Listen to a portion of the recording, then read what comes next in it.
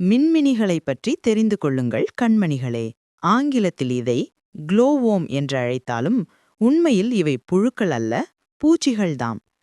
தங்களின் வயிற்றில் விளக்கை சுமந்து பறக்கும் அபூர்வ பூச்சிகள்தான் இந்த மின்மினிகள். இந்த பூச்சியின் உடம்பில் நடக்கும் ஒருவித ரசாயன விந்தைதான் இவைகளின் வயிற்றில் பச்சை வண்ண விளக்காக எரிகிறது.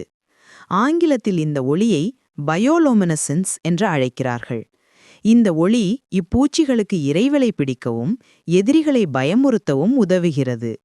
இதில் என்ன ஒரு விசித்திர விஷயம் என்றால், இந்த மின்மினி பூச்சிகளால் தங்கள் உடம்பில் ஒளிரும் விளக்கின் ஒளியை, அதாவது பிரைட்னஸை கூட்டவும் குறைக்கவும் முடியும் என்பதுதான். ஆங்கிலத்தில் ஃபயர்ஃப்ளை என்றும் அழைக்கப்படும் இந்த பூச்சிகள் இருட்டான ஈரமான செடி, சட்டு மற்றும் புதர்களிலும் காணப்படுகிறது. இந்த பூச்சிகளின் வண்ண ஒளிக்கற்றைகளால் கவரப்பட்டு ஈக்களும் மாத்ஸ் என்று சொல்லப்படும் அந்து பூச்சிகளும் கவரப்பட்டு இவைகளுக்கு இரையாகி போகின்றன. இன்னொரு சுவாரஸ்யமான விஷயம், மின்மினி பூச்சிகளில் பெண் பூச்சிகளின் விளக்கு ஆண் பூச்சிகளின் விளக்குகளை விட பிரகாசமாக இருப்பதுதான். ஆண் பூச்சிகளின் வயிற்று விளக்கு பாவம் கொஞ்சம் டல்லுதான். சில ஆண் பூச்சிகளின் விளக்கு ரொம்பவே குறைவாக இருக்குமாம். மற்ற எல்லா ஜீவராசிகளில் ஆண்களுக்குத்தான் வசீகரம் அதிகம், ஆனால் மின்மினிகளில் பெண்களுக்குத்தான் கவர்ச்சி அதிகம். இதை பற்றி இன்னொரு விஷயம் இருக்கு, சொன்னால் நம்ப மாட்டீர்கள்.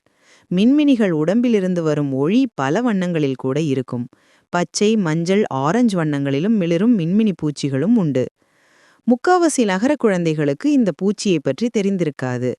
கிராமத்து குழந்தைகள் இந்த பூச்சிகளை கைகளில் வைத்து விளையாடுவதுண்டு.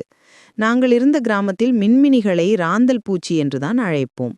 மற்ற பூச்சிகளை பிடித்து வெற்றிலை பாக்கு போடுவது போல வாயில் போட்டு சுவாகா செய்யும் பல்லிகளுக்கு மின்மினி என்றாலே பயமோ பயம்.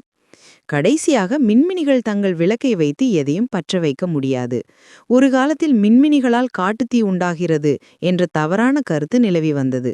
பற்ற வைக்கும் பூச்சிகள் அல்லை, மின்மினிகள் பாவப்பட்ட பூச்சிகள் என்று பின்புதான் தெரிந்தது.